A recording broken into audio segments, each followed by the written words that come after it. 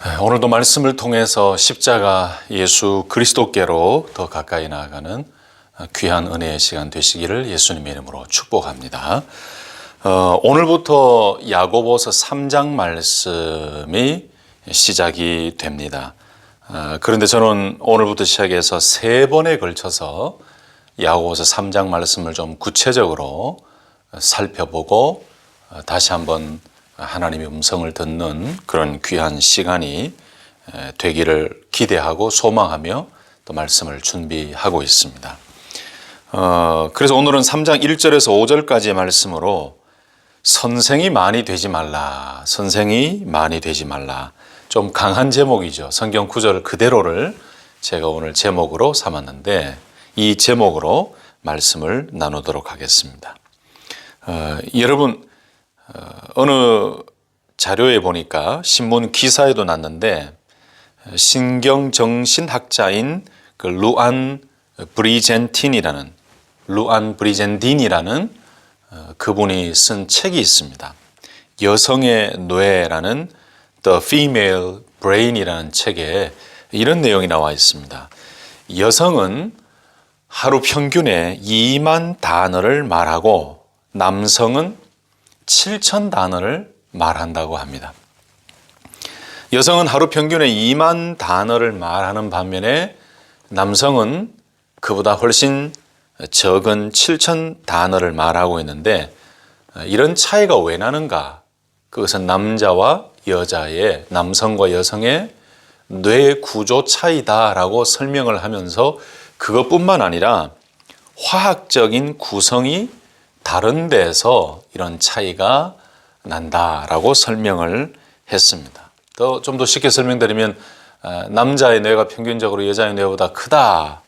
근데 크기는 조금 크지만 감정과 기억 구성을 담당하는 부위는 여성이 더 크다라고 이 브리젠딘 교수는 주장하고 있습니다.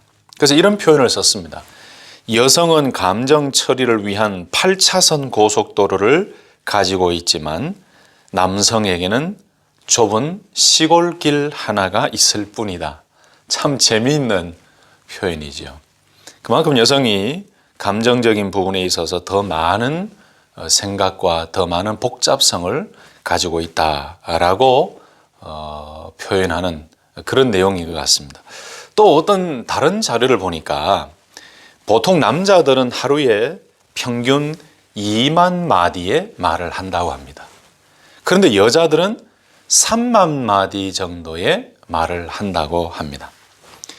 우리가 우리 자신을 체크하거나 또 확인해 볼 수도 없고 다른 사람들의 언어를 몇 마디 하는지 다 확인해 볼 수도 없지만 이런 신경학자들이라든지 또는 전문가들의 통계조사는 우리가 살아가는데 참 많은 도움이 되는 것 같습니다.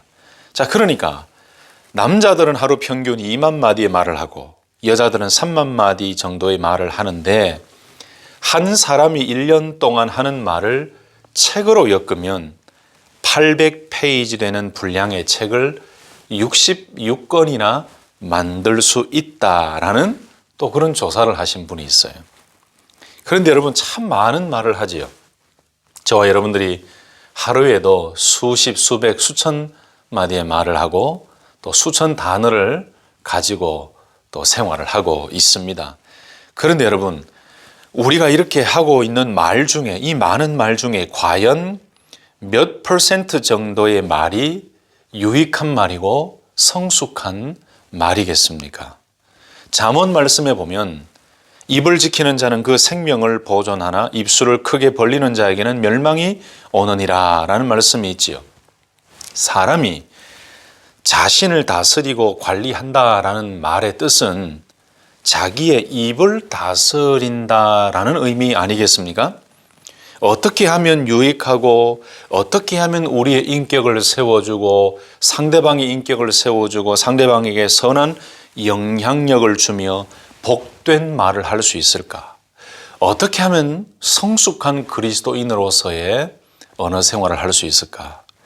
여러분 이것이 저와 여러분들 우리 모두의 매일매일의 고민이라고 저는 생각합니다. 예수 그리스도를 믿고 따르는 믿음의 그리스도인들에게 하루라도 빠지지 않고 해야 될 고민이 바로 이런 고민 아닐까.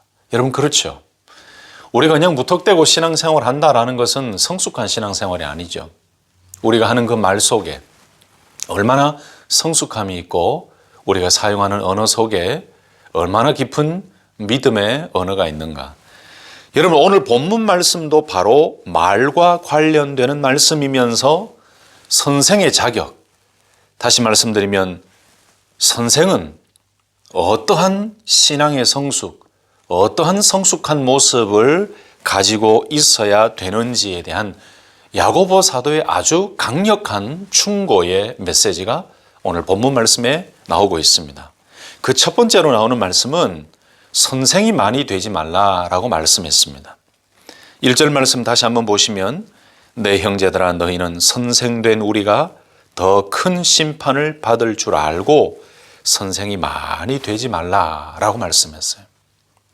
여기에는 야고보 사도도 자기 자신을 포함시켜서 이야기했습니다. 내 형제들아 너희는 선생된 우리가, 그 야고보 자신도 선생에 속하는 가르치는 자의 위치에 있음을 솔직하게 고백하고 선생된 우리가 더 큰 심판을 받을 줄 알고 선생이 많이 되지 말라라고 권면하고 충고하고 있습니다.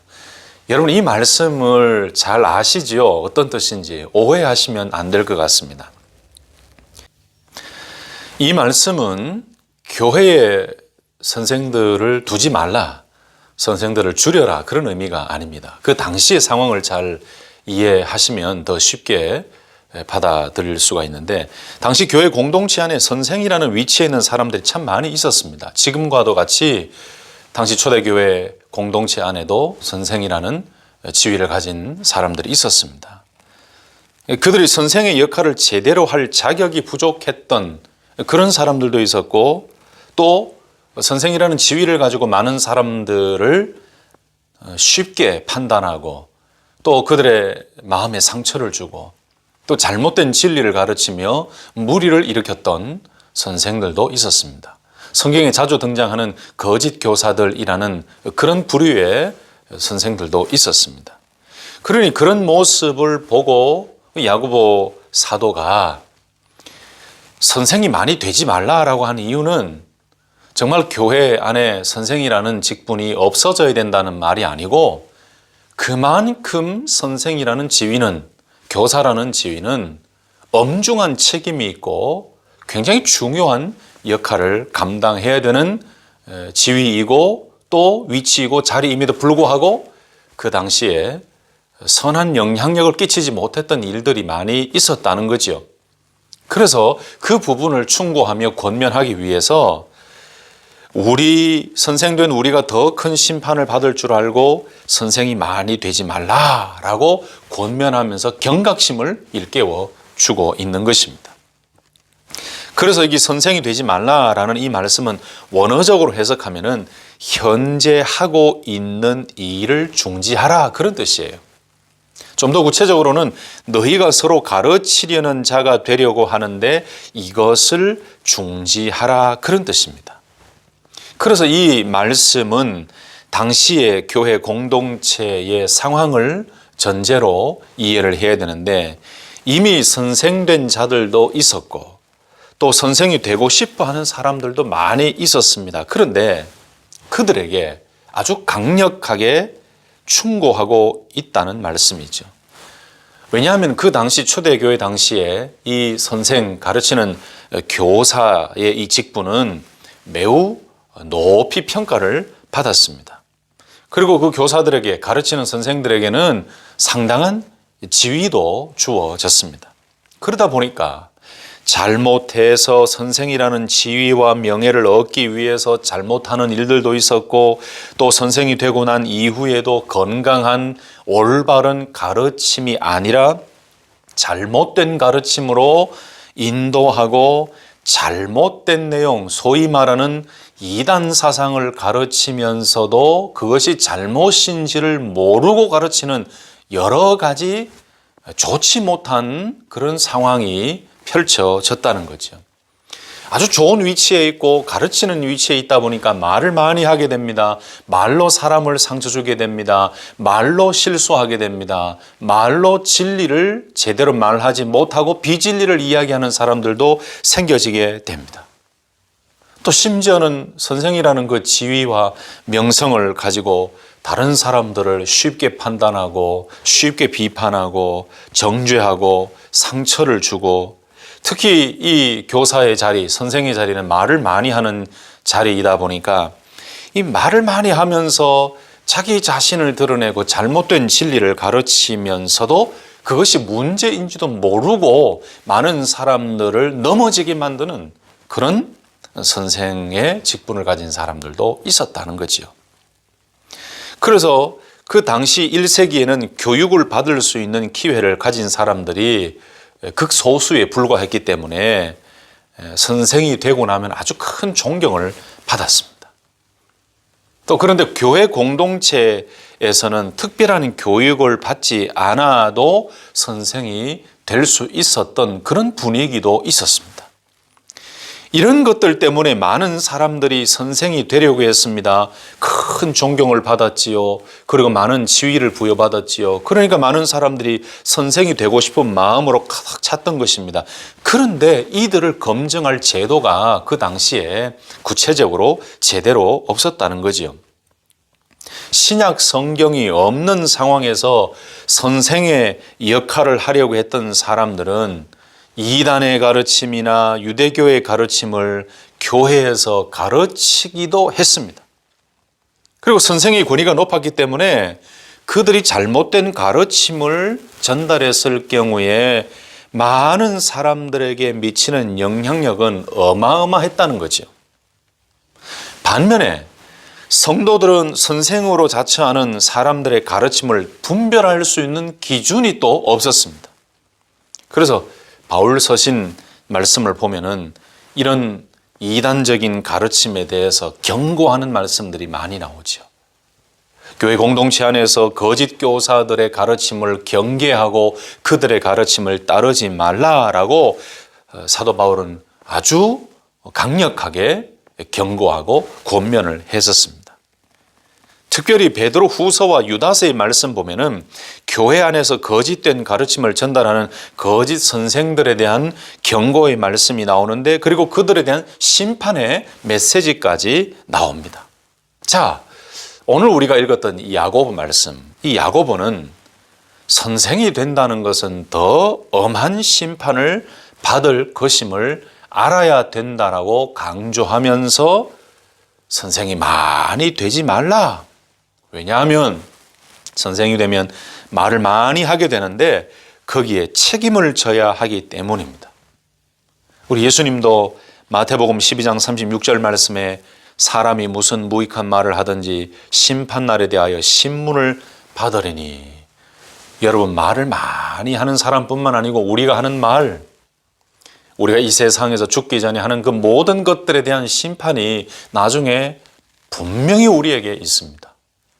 그런데 오늘 야고보는 그 당시의 교회의 모습들을 보면서, 그 선생들의 모습을 보면서 심판을 두려워하라는 메시지를 주면서도 선생이 많이 되지 말라. 그만큼 선생이라는 그 자리는 엄청난 의무와 책임과 또 엄청난 영향력이 있음을 가르쳐주고 경고하고 있는 거죠.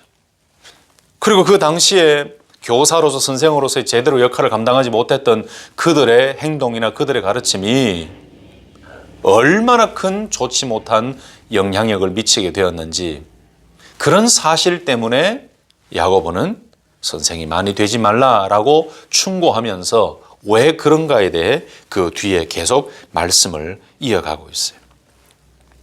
이런 분위기가 있다 보니 성경 곳곳에 초대교회의 모습 중에 거짓 교사들과 또 참된 교사들을 잘 분별하라는 말씀들이 많이 나옵니다.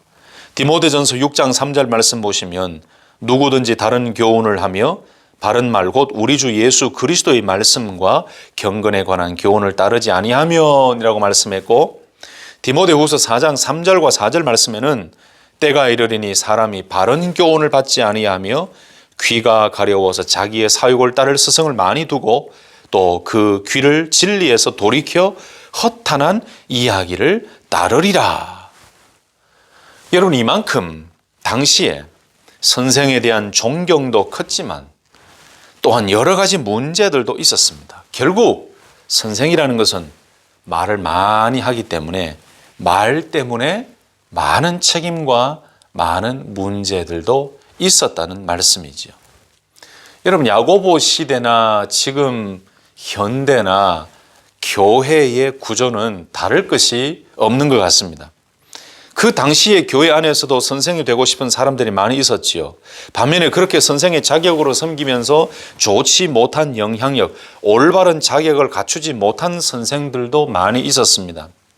여러분, 교회 안에는 분명히 교사가 필요하고 가르치는 자가 필요하고 선생이 필요합니다.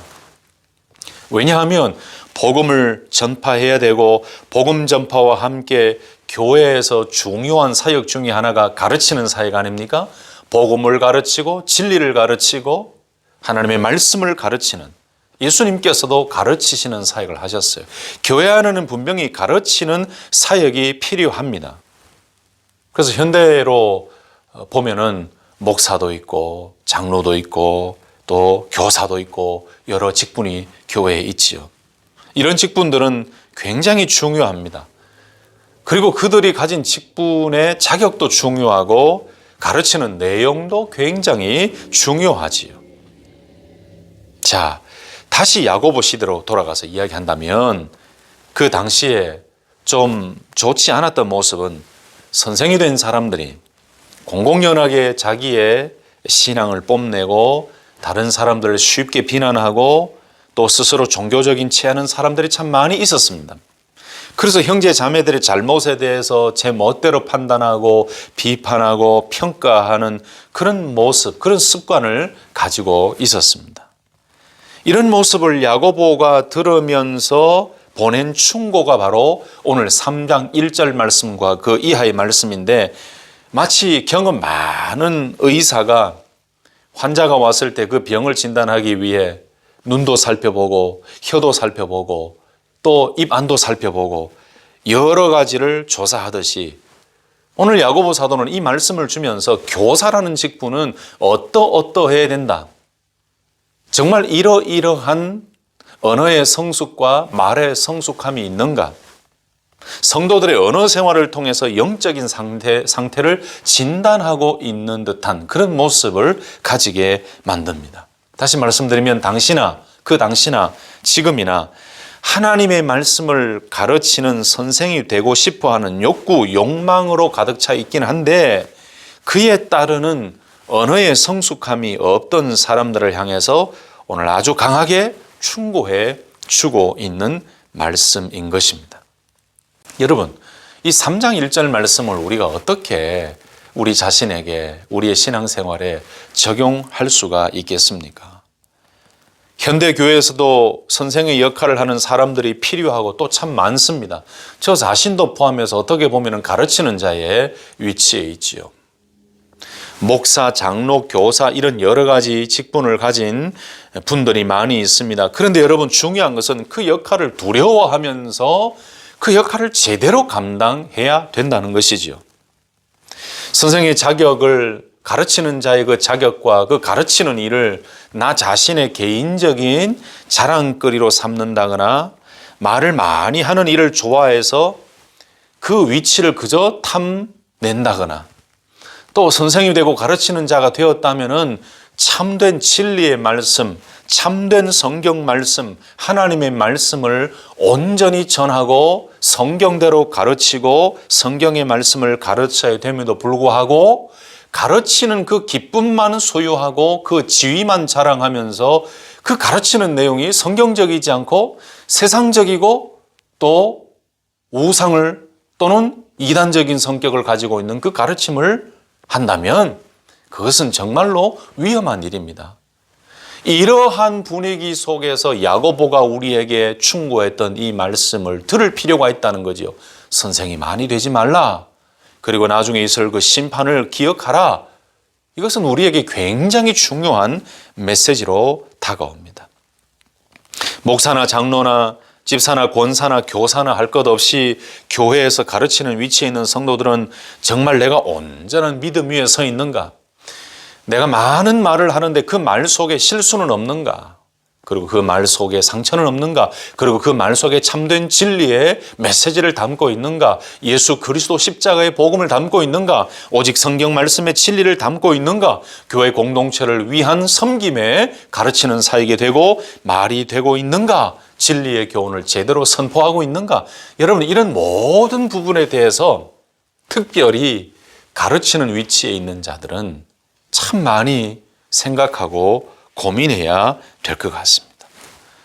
여러분, 현대 교회에서 문제가 생기는 이유가 어디에 있습니까? 말을 많이 해서 그렇습니다. 말을 너무나 많이 하기 때문에 문제가 생기고, 두 번째는 말을 많이 하되 잘못된 말을 하기 때문에 문제가 생기는 거예요. 세 번째는 진리의 말씀을 제대로 선포하지 않기 때문에 세상적이고 이단적인 사상을 선포하기 때문에 문제가 생기는 거예요. 여러분, 교회 공동체 안에도 문제가 생기지만 한 영혼 성도들의 영혼까지 파괴하는 것이 바로 그 잘못된 가르침 속에 있다는 것입니다. 그래서 오늘 야고보는 아주 강력한 힘을 가지고 내 형제들아, 너희는 선생된 우리가 더 큰 심판을 받을 줄 알고 선생이 많이 되지 말라. 여러분, 이 한 절 속에 야고보가 얼마나 많은 의미를 담고 있겠습니까? 그 당시에 선생이라는 그 직분을 가진 사람들의 모든 모습들이 다 들어가 있었겠죠. 그들의 언어, 그들의 신앙, 그들의 말, 그들의 한 행동의 영향력, 그리고 그들의 잘못됨으로 인하여 생겨진 교회의 많은 문제들, 모든 것들을 포함해서 더 큰 심판을 받을 줄 알고 선생이 많이 되지 말라. 선생된 자격에 대한 경고와 권면의 메시지이기도 하면서 선생으로서 어떻게 나아가야 될지를 가르쳐주는 아주 깊은 의미의 말씀인 것입니다. 두 번째로 오늘 본문 말씀을 보시면 말에 실수가 없는 자가 온전한 사람이다 라고 말씀합니다. 2절 말씀에 우리가 다 실수가 많으니 만일 말에 실수가 없는 자라면 곧 온전한 사람이다. 능히 온 몸도 굴레 씌우리라 라고 말씀했습니다. 여러분, 여기 온전한 사람이다 라는 말은 성숙한 사람이라 라는 말씀입니다. 우리가 다 실수가 많으니 그랬습니다. 말에 실수가 없는 자라면, 여러분, 우리가 다 실수가 많다라고 이야기한 것은 우리 모두는 여러 면에서 언제나 실수할 수 있는 부족하고 불완전한 존재라는 것을 딱 전제를 하고 나가는 거죠. 야고보 사도가 참 성경적으로 보았습니다. 우리가 다 실수가 많으니 만일 말에 실수가 없는 자라면, 여러분, 이 우리가 다 실수가 많다라는 표현은 어떻게 보면은 야고보 자신의 겸손의 고백이기도 하지요. 그리고 당시 유대인이나 이방인 세계에 널리 사용되는 격언적인 말과 같습니다. 야고보 사도뿐만 아니고 모든 인간은 다 실수하는 부족한 존재다. 자, 이것을 깔아놓았습니다. 우리는 완벽한 존재가 아닙니다. 완벽해질 수도 없어요. 오직 그리스도, 오직 말씀 외에는 완벽한 것이 없습니다. 우리는 다 완벽하지 않아요. 실수할 수 있습니다. 부족합니다. 그런데 2절 중반절 말씀 보세요. 만일, 다 실수할 수 있는데 또 실수가 많은데 만일 말에 실수가 없는 자라면 곧 온전한 사람이다. 아까 설명드렸죠. 온전하다는 것은 완전하다는 것이 아닙니다. 성숙하다라는 거예요. 야고보 사도가 원했던 것은 바로 그것입니다. 교사들을 향하여 원했던 것은 바로 그것입니다. 가르치는 자들을 향하여 원했던 것은 바로 그것입니다. 우리 모두가 다 실수가 많지만 만일 말에 실수가 없는 자라면, 우리의 말의 실수를 점점 더 줄여간다면 그 사람은 곧 성숙한 사람이다. 이렇게 표현한 것은 그 당시에 교회에 필요한 자들이 바로 성숙한 사람이라는 것 아니겠습니까? 그것도 가르치는 자들을 향하여 이 메시지를 선포하고 있으니 가르치는 자들이 깨닫고 그 말의 실수를 줄이고 말로 인하여 영향력을 끼치는데 선한 영향을 끼치며 말로 인한 여러 가지 상처와 비난과 비판과 실수를 줄여갈 때에 그 한 사람이야말로 바로 성숙한 신앙의 소유자라는 것입니다. 그러니까 2절 하반절 말씀에 말에 실수가 없는 사람은 성숙한 사람인데 이런 사람은 능히 온 몸도 굴레에 씌울 수 있다라고 이야기해요. 여러분, 굴레 씌운다는 것은 통제한다는 거죠. 제어한다는 거죠. 말에 실수가 없는 사람은 말을 잘 제어하는 사람인데 여러분, 신앙의 모습 가운데 이런 모습이 성숙한 모습이다라고 이야기하면서 이것을 할 수 있는 사람은 능히 온몸도 굴레 씌운다. 능히 온몸도 통제하고 제어하여서 성숙함의 모습으로 나아갈 수 있다. 특별히 지도자들을 염두에 두고 이렇게 말을 했기 때문에 실수하지 않는 것은 불가능한 일이지만 자기 자신의 말을 잘 제어하며 실수를 줄여가고 실수가 없이 나아가는 것은 정말로 필요한 성숙한 사람의 모습이다라는 말씀이에요. 여러분, 우리들에게도 이것이 필요합니다. 특별히 앞서서 가르치는 자들에게는 더 필요합니다. 우리가 실수가 없을 수는 없지만 많은 말을 하고 있는 그 위치에 있는 자들에게 있어서 중요한 것은 말에 실수가 없는 자로 우리 말을 제어하고 우리 혀를 제어하고, 이 말이라는 것은 혀와 같은 뜻입니다. 그렇게 나아갈 때에 성숙한 사람이 된다는 것이지요. 바로 말이라는 단어는 헬라어로 엔 로고, 이게 바로 말에라는 말인데 이것은 혀를 뜻하는 글로사라는 그 단어와 똑같은 동의어입니다. 그러니까 교사뿐만이 아니라 모든 사람들의 일상적인 대화를 다 포함하는 개념이 바로 말에라는 말이고 혀라는 단어예요. 일상적인 모든 대화. 그리고 말에 실수가 없는 자다라는 것은 일상적인 대화 속에서도 말로서 죄를 범하지 않는다라는 것입니다. 아까 말씀드렸죠. 이 가르치는 자, 교사라는 직분을 가지고 있으면서 그 지위를 자랑하며 그 명성을 가지고 많은 사람들을 쉽게 평가하고 비난하고 정죄하는, 여러분, 이런 죄를 지었던 모습들이 있었죠. 요즘도 마찬가지입니다. 가르치는 자들은 자기 자신은 다 옳다고 생각할 때가 있고 자기 자신의 가르침이 다 명확하고 맞다라고 이야기할 때가 있어요. 여러분, 완벽한 것은 뭐라고요? 하나님의 말씀 속에 있습니다. 예수 그리스도와 말씀만이 완벽한 거예요. 그런데 우리가 자칫 잘못하여 죄를 범하는 것이 어떤 것입니까? 일상적인 대화 속에, 가르치는 일 속에 남을 비판하고 비난하고 정죄하고 진리가 아닌 비진리를 가지고 그것이 진리인 것처럼 가르치고, 이 모든 것들이 사실은 죄지요, 범죄지요. 그래서 말로 범죄하지 않는 자라는 것은 말 조심한 탁월한 성숙한 신앙인이라는 뜻과 같은 것입니다. 바로 이것을 통틀어서 온전한 사람이라고 정의를 내리고 있죠. 바로 이 온전함은 완전함이 아니라 그랬습니다. 성숙한 온전함, 그만큼 더 성숙해진 신앙 인격을 가진 사람이라는 말씀이죠. 여러분, 그러므로 이 말씀, 이 구절의 의미는 말로 행하는 범죄의 보편성, 우리가 말로 언제든지 실수할 수 있고 죄를 지을 수 있지만 그것을 잘 통제함으로 실수를 줄여나가는 그 사람이야말로 성숙한 사람인데, 교사들뿐만 아니고 우리 모두는 이런 성숙한 사람이 되어야 된다. 말에 실수가 없는 온전한 성숙한 사람이 되어야 된다. 여러분, 야고보 사도가 외치고 원했던 것이 바로 그 모습인데 현대교회 그리고 저와 여러분들의 신앙생활에도 사실 이런 것들이 필요합니다. 특별히 앞서서 가르치는 자들은 말을 많이 하는 자들이기 때문에 그 말 속에 실수가 있을 수가 있습니다. 많이 있을 수가 있습니다.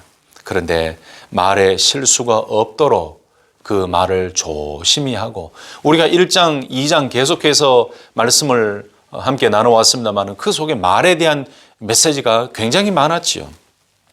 이것처럼 일상적인 모든 대화 속에서 실수를 줄여야 성숙한 그리스도인으로서 나아갈 수 있다는 거죠. 특별히 가르치는 자들은 더 이 말씀에 신경을 기울여야 됩니다. 또 한 가지를 강조하고 있습니다. 세 번째로 오늘 말씀 3절, 4절, 5절 말씀 보니까 비유를 이렇게 들고 있습니다. 혀는 작지만 얼마나 큰 힘이 있는지를 항상 기억해야 함을 우리에게 보여주고 있습니다. 3절, 4절, 5절 말씀, 우리가 말들의 입에 재갈 물리는 것은 우리에게 순종하게 하려고 그 온 몸을 제어하는 것이라. 또 배를 보라, 그렇게 크고 광풍에 밀려가는 것들을 지극히 작은 키로서 사공의 뜻대로 운행하나니 이와 같이 혀도 작은 지체로 돼 큰 것을 자랑하도다. 보라, 얼마나 작은 불이 얼마나 많은 나무를 태우는가. 여러분, 말들의 입에 물린 재갈이나 큰 배를 조종할 수 있는 이 키는 작은 것으로 큰 것에 영향을 미치는 예들이지요. 이것처럼 혀는 아주 작지만 그것이 사람 전체를 다스리는 엄청난 힘을 가지고 있다는 이야기입니다. 그래서 교회 안에서 가르치는 사역을 하는 사람들은 정말 정신 바짝 차리고 제대로 사역해야 될 줄로 믿습니다. 오직 성경의 내용만을 가르쳐야 되고, 오직 거룩함을 가르쳐야 되고, 오직 진리만을 가르쳐야 됩니다. 앞에서 가르치는 자가 온갖 비성경적인 내용, 세상적인 가치와 세상적인 기준을 말하고 온갖 세상의 정치 이야기만 하고 무조건 가르치고 판단하려고만 하고 제대로 된 성경 내용도 아닌데 비성경적이고 형이상학적인 내용을 가르치다 보면 자기만 망하는 것이 아니고 다른 성도들도 다 망치는 것입니다. 그 영혼을 다 죽이는 거예요. 다 상처를 주게 되는 거예요. 교회 공동체를 무너뜨리는 아주 엄청난 일이 되는 것입니다. 그래서 교회에서 가르치는 위치에 있는 사람들은 정말 그 혀를 조심하고 말을 조심하고 바른 성경적인 내용을 가르쳐야 될 줄로 믿습니다. 여러분, 그래서 가르치는 한 사람의 그 말이나 그 가르치는 것을 통해서 선하고 좋은 열매가 맺혀지느냐 아니면 정말로 악하고 비참한 결과를 내느냐 달려있는 거예요. 이 가르치고 또 앞서서 지도하는 그 위치에 있는 현대교회의 목회자들이나 또 장로들이나 집사들이나 권사들이나 리더들이나 교사들이나 정말로 오늘 이 말씀을 가슴 속에 새기고 정신 바짝 차려야 돼요. 가르치는 자의 위치에 있다 보면 말을 많이 하다 보니 성경에 있는 이 말씀만 가지고 해도 참 시간이 부족한데 온갖 세상적인 이야기, 온갖 정확하지도 않은 성경적이지도 않은 그런 비성경적인 내용을 가지고 말들은 많은데 그 속에 능력과 진리와 힘이 없는 거예요. 많은 세상적인 이야기를 듣고 그것이 풍부한들 진리의 성경과 무슨 상관이 있습니까? 그러니 야고보 사도가 아마 이 말씀을 했을 때 답답한 마음을 가지고 있었던 것 같아요. 그리고 간절함이 있었던 것 같아요. 혀는 작지만 얼마나 큰 힘이 있는지를 항상 기억하십시오. 그리고 선생이 많이 되려고 하지 마십시오. 왜냐하면 선생된 자들은 실수가 많습니다. 만약에 선생된 자리 위치에 있다면 제대로 감당해야 됩니다. 두려워하십시오. 마지막 때 심판을 두려워하십시오. 얼마나 많은 메시지가 1절에서 5절까지 이 짧은 말씀 속에 들어가 있겠습니까? 그래서 초대교회 당시나 지금이나 교회 안에서 가르치는 사역을 감당하고 있는 분들은 정말 오늘 말씀을 귀담아 들어야 됩니다. 말을 많이 하는 것 자체도 문제지만은 그 말 속에 참된 진리와 그 말 속에 참된 하나님 메시지와 그 말 속에 참된 진리의 말씀이 없다면 그 많은 말은 다 소용이 없게 되는 거죠.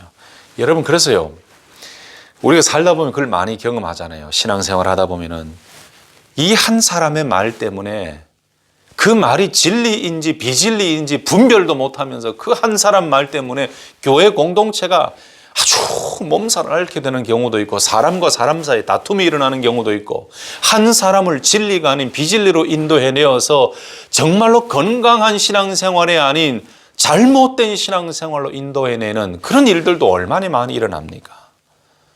그래서 오늘 이 말씀은 현대교회가 참 귀담아 들어야 될 말씀이고, 목회자들뿐만 아니고 앞서서 가르치는 직분을 가진 많은 사람들, 모든 사람들이 이 말씀을 귀담아 들어야 될 것 같습니다.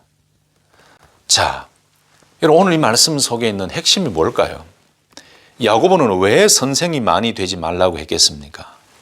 그것은 가르치는 자의 영향이 너무나 크기 때문이지요.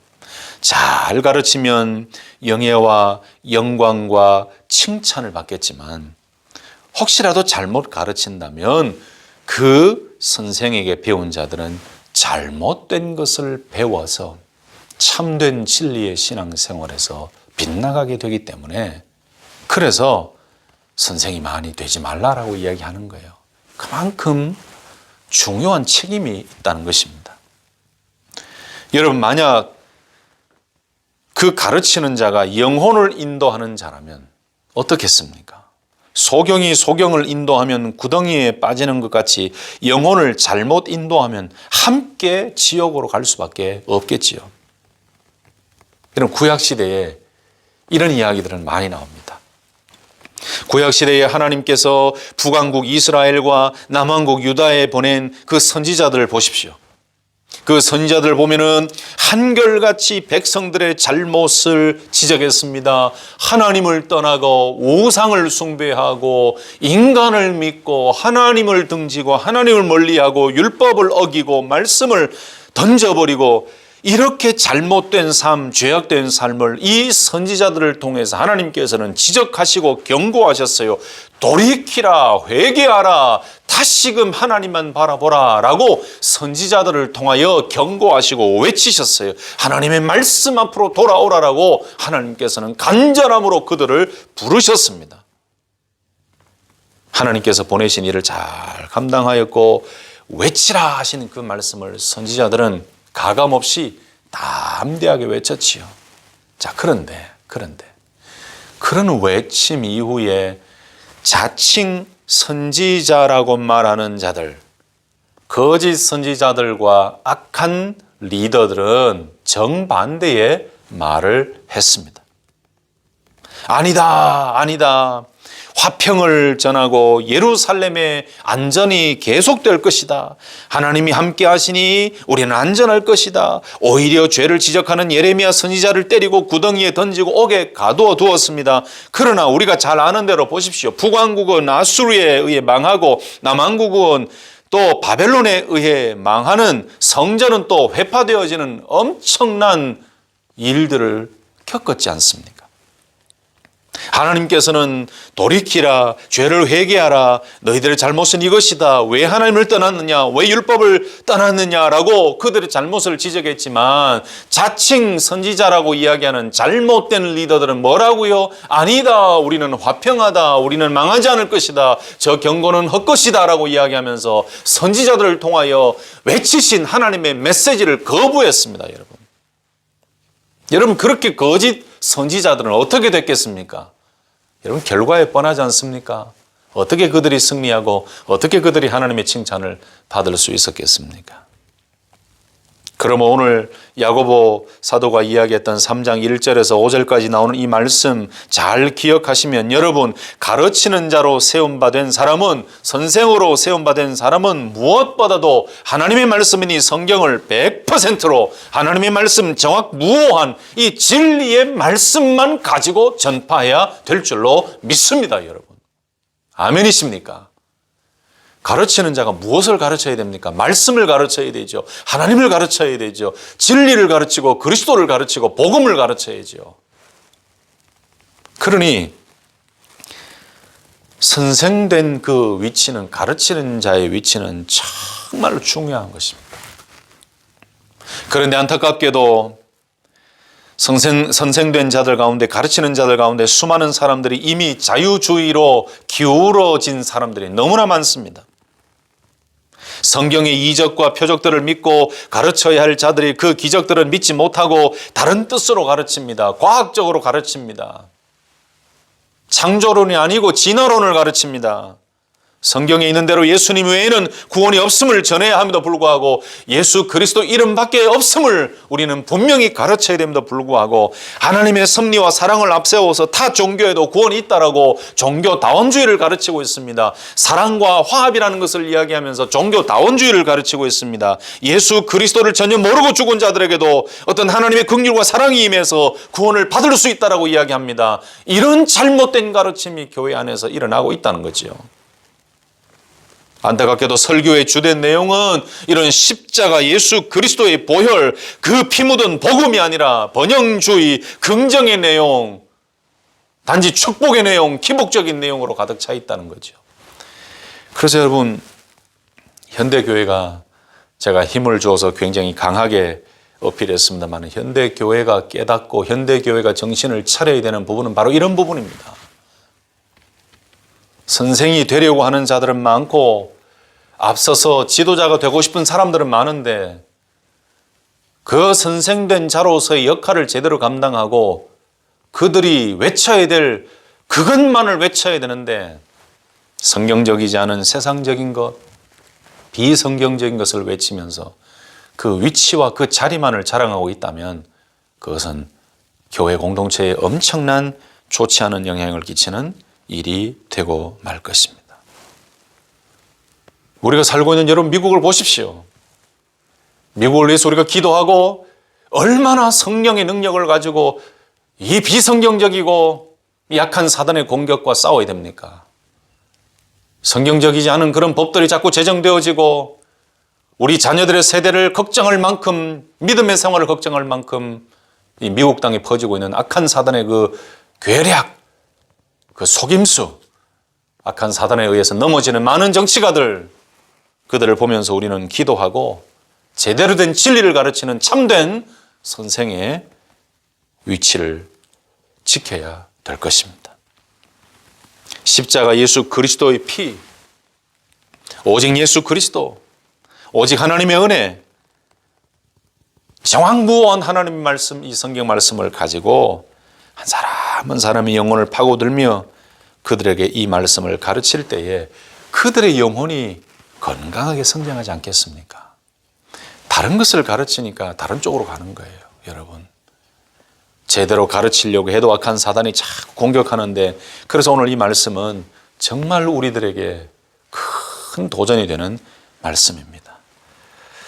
저도 가르치는 위치에 있으면서 이 말씀을 통해서 참 많은 깨달음을 다시 한번 가지고 또 하나님 앞에 겸손하게 엎드리게 되는데 우리 모두가 이 말씀을 다시 한번 깊이 받아들일 수 있기를 예수님의 이름으로 축복합니다. 오늘 설교를 준비하는데 옛날에 많이 들었던 이야기가 생각났습니다. 여러분들도 잘 아시는 서당에 관한 이야기인데 서당의 학생들은 훈장 선생님을 그대로 따라서 배우게 되지요. 서당이 있었을 당시에 훈장 선생님은 여러 학생들을 모아놓고 천자문을 가르치지 않았습니까? 그런데 발음이 좋지 않은 훈장 선생님이 바람풍을 가르쳐야 되는데 바담풍 이렇게 가르치는 거예요. 많이 들어보셨죠? 그러니까 학생들을 따라서 바담풍 하는 거예요. 이 학생들의 소리를 듣고 이 훈장이 그게 아니라니까 바담풍이라니까 바담풍? 여러분 바람풍 발음이 안 되니까 바담풍 하는 거예요. 그러니까 학생들도 계속해서 바담풍 하는 거예요. 저도 이 이야기를 제 외할아버지를 통해서 또 외할머니를 통해서 부모님을 통해서 아주 자주 들었습니다. 참 재밌게 들었는데 학생들은 훈장 선생님이 하는 그대로를 따라 하는 거죠. 마치 이분의 발음이 좋지 않아서 바담풍이라고 한 것처럼 이 잘못된 가르침을 하면서도 잘못된 것인지를 알지 못하는 그런 어리석음이 나에게 있지 않은가, 그런 걱정도 저에게는 생겼습니다. 말씀을 마치겠습니다. 여러분, 사람은 누구나 말실수하기 마련입니다. 그렇다고 말을 아예 하지 않고는 살 수가 없지요. 더구나 남을 가르치는 자리에서 말실수하는 것은 그 영향력이 아주 크기 때문에 더 조심해야 됩니다. 말 한마디로 어떤 사람의 미래를 열 수도 있고 가로막을 수도 있고 영적으로 선한 영향력을 끼칠 수도 있고 부정적인 영향을 끼칠 수도 있습니다. 아주 오래되었습니다만 아마 한국 이야기, 한국 뉴스를 들으신 분 오래된 뉴스입니다만 이 뉴스가 제 기억 속에 떠올랐습니다. 예전에 지존파라는 집단이 사회적으로 큰 문제를 파장을 일으켰던 적이 있습니다. 여러분 기억나시죠? 그런데 그 지존파의 두목은 어린 시절에 너무 가난해서 학교에 크레파스를 사갈 수 없는 형편이었다고 합니다. 그런데 계속 크레파스를 가져오지 못하니까 선생님께서 하신 말씀이 뭐냐? 훔쳐서라도 다음 시간에는 크레파스를 가지고 와라고 야단을 쳤다고 해요. 그때부터 도둑질을 하게 되었다고 자백했습니다. 참 안타깝지 않습니까? 말 한마디가 얼마나 무서운 영향을 미치는지 알 수 있는 한 예인 것 같아요. 특별히 선생들이 아이들을 향해서 생각 없이 내뱉는 말 한마디는 산을 불태우는 작은 불씨와도 같습니다. 목회자들이나 앞서서 가르치는 위치에 있는 사람들이 무턱대고 아무런 의미 없이 내뱉은 그 한마디가 교회를 무너뜨리게 만들 수도 있고 분열을 일으킬 수도 있고 한 영혼을 상처받게 할 수도 있다는 거예요. 그럼 우리는 늘 오늘 이 야고보서 3장 1절에서 5절 말씀을 기억해야 되고 그리고 시편 141편 3절 말씀에 여호와여 내 입에 파수꾼을 세우시고 내 입술의 문을 지켜주시옵소서 라고 하는 이 고백을 우리는 매일 해야 될 것입니다.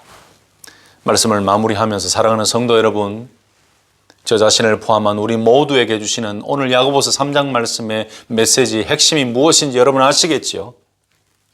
우리가 더 온전한 믿음의 사람이 되기 위해서는 말에 실수가 없는 자가 되어야 되는데 특별히 오늘 본문 말씀에는 가르치는 자, 교사들, 앞선 자들이 어떻게 말에 실수가 없는 자가 되어야 되는가 그리고 얼마나 큰 영향력을 가지고 있는 위치인가를 다시 한번 깨닫게 하는 귀한 하나님의 말씀인 것입니다. 오늘 이 말씀을 우리 모두가 가슴에 새기고 우리의 언어를 잘 하나님 앞에서 절제하고 통제하고 또 우리가 무엇을 가르치고 우리가 무엇을 선포해야 되는지 다시 한번 깊이 깨달으며 하나님 앞에서 하나님의 영광을 드러내는데 주의 몸된 교회를 더욱더 견고하게 세우고 한 영혼 한 영혼을 살리는 데 쓰임받는 축복의 통로로 나아가시기를 예수님의 이름으로 축복합니다. 아멘, 아멘.